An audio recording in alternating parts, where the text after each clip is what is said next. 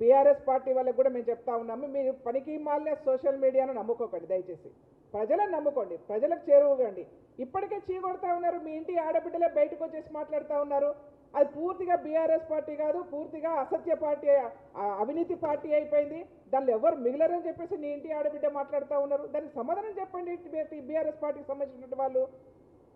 పొద్దున లేస్తే ఆడబిడ్డల మీద, తెలంగాణ రాష్ట్రంలో ఉన్నటువంటి ఆడబిడ్డల మీద ఏడుస్తూ ఉంటారు. మీరు ఫ్రీ బస్సు పెడితే ఏడుస్తారు, సన్నబియ్యం పెడితే ఏడుస్తారు, ఇందిరమ్మ ఇల్లు ఇస్తే ఏడుస్తున్నారు. అంటే ఏ పథకాలు ఇవాళ ప్రజలకు చెరువు కాకూడదా? మీరు చేయలేకపోయినాయని మేము చేస్తూ ఉన్నాం కదా. మీరు చేయలేకపోయినారు. 10 సంవత్సరాల కాలంలో మీరు కట్టుకునేది ఏంటంటే ఫామ్ హౌస్లో బిల్డింగులు కట్టుకున్నారు, వాటిలలో తాగి తందరాలు ఆడుతూ ఉన్నారు. ఈ రోజు కూడా ఇంకా బయటపడుతూనే ఉన్నాయి కదా మీ బిల్డింగ్లలో ఏం జరుగుతూ ఉన్నాయో, మీ ఫామ్ హౌస్లలో ఏం జరుగుతూ ఉన్నాయో. వాటి మీద మాట్లాడండి, కనీసం మానుకోండి, ఇప్పటికైనా బుద్ధి తెచ్చుకోండి. 10 సంవత్సరాల కాలంలో మేము చేయలేకపోయినటువంటి పనులన్నీ కూడా ముఖ్యమంత్రి గారు రేవంత్ రెడ్డి గారు 2.5 సంవత్సరాల కాలంలో పూర్తి చేస్తూ ఉన్నారని చెప్పి సిగ్గు తెచ్చుకోండి మీరు.